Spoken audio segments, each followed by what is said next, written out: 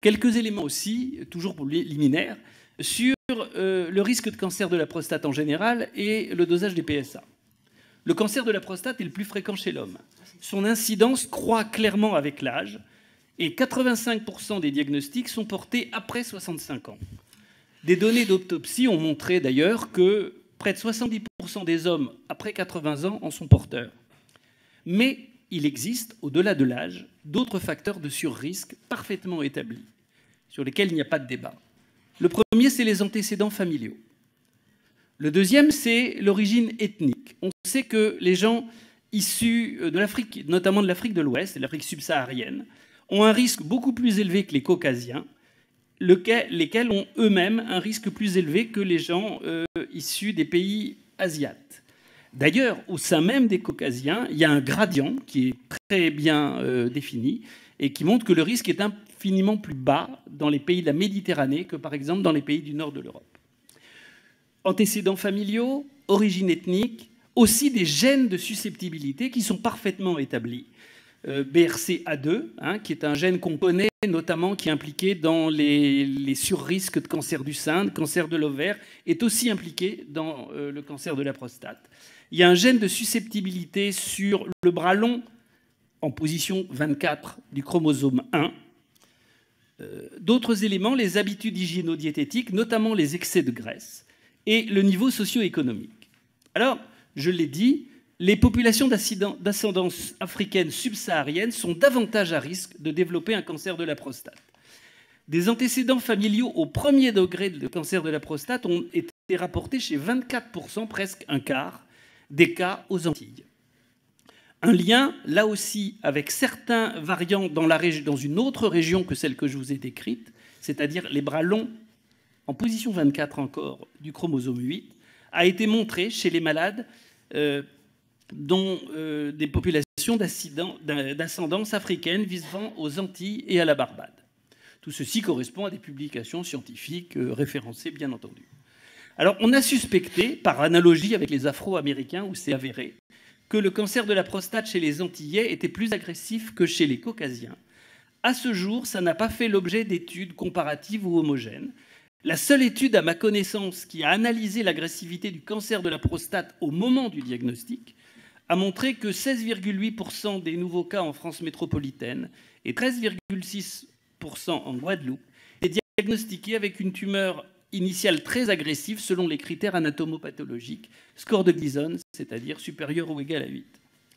D'ailleurs, le dépistage très large par le PSA a conduit partout, à partir des années 80 et jusqu'à 2005 environ, à une croissance majeure de son incidence par surdiagnostic, c'est-à-dire diagnostic de maladies non ou peu invasives.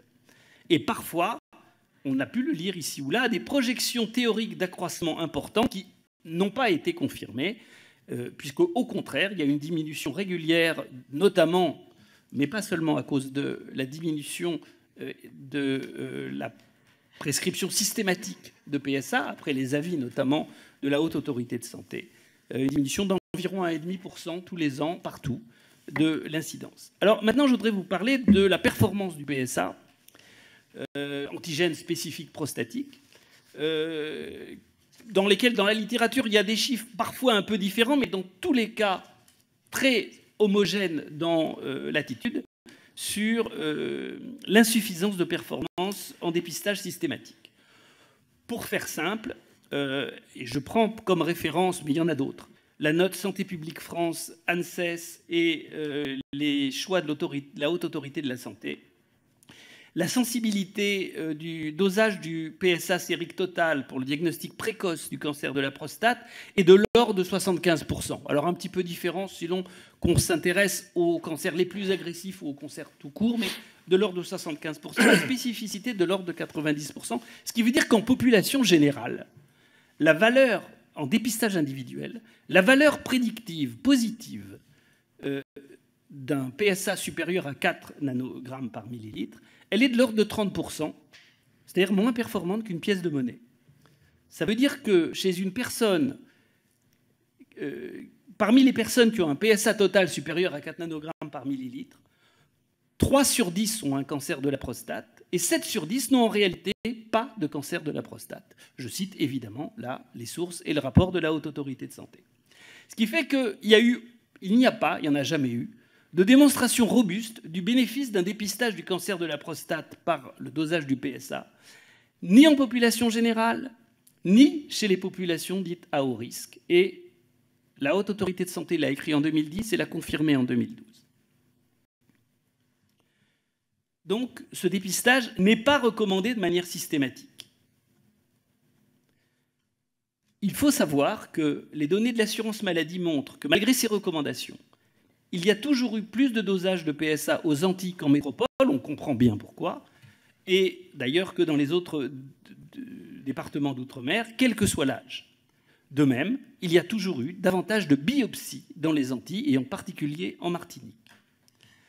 Enfin, quelques mots liminaires, et puis après nous serons à votre disposition, pour vous parler de la création du registre des cancers de la Guadeloupe